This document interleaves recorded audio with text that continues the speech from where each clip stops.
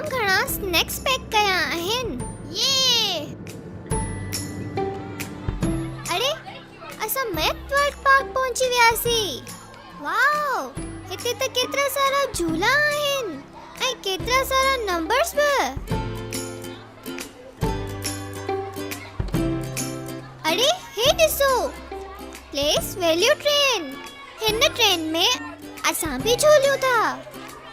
Place value train इहा छा थींदी आहे? हिन ट्रेन जी हर गाॾी में हिकु वैल्यू हूंदी आहे, जंहिंमें हिकु वक़्त में हिकु नंबर ई वेही सघे थो।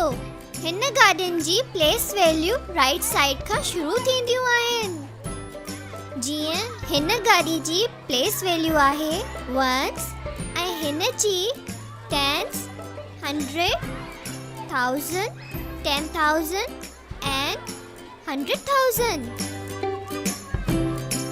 हो ॾिसो, नंबर 56 के हिन में 5 10s जे प्लेस ते आहे ऐं हिन जी वैल्यू आहे 50, जॾहिं त 6 1s जी प्लेस ते आहे ऐं इन जी वैल्यू 6 आहे। त we write this number in words as 56। अरे वाह, हे त तमाम मज़े जी राइड आहे। अरे हिन ॿई नंबर खे ॾिसो, हिननि जी लाइ 3 गाॾा खपंदा।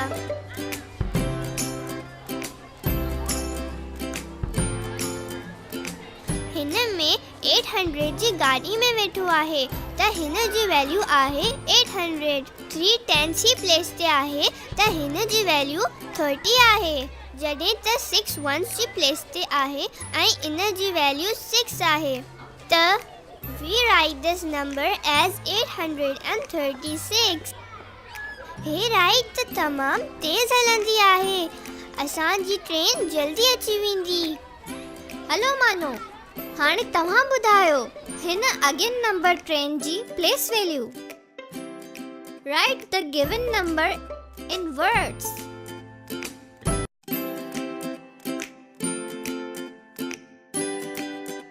We write this number in words as 7,589. Excellent!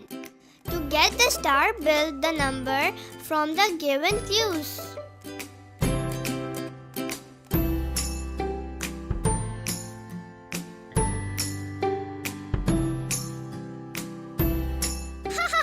Hello, cotton candy खायूं था।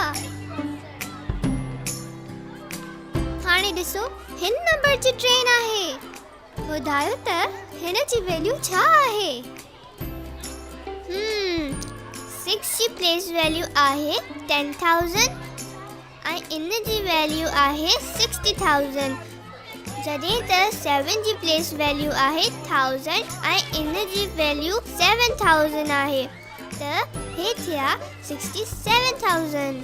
3 जी प्लेस वैल्यू आहे 100 ऐं हिन जी वैल्यू आहे 300। 2 जी प्लेस वैल्यू आहे 10s ऐं हिन जी वैल्यू आहे 20। 8 जी प्लेस वैल्यू 1s आहे त हिन जी वैल्यू आहे 8। त हिन नंबर जी वैल्यू थी 67,328। Fill in the blanks.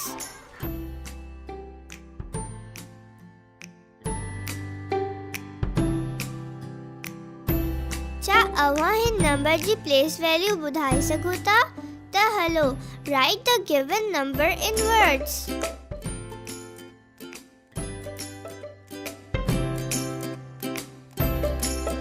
बिल्कुल सही।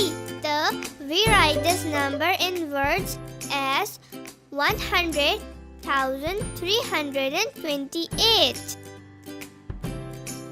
वाह, हाणे असांजी वारी। दोस्तों, असांखे त मैथ्स वर्ल्ड पार्क में तमाम घणो मज़ो आयो। हाणे अव्हांजी वारी। Write the place value of digit 9 in the given number and also write the numbers in words.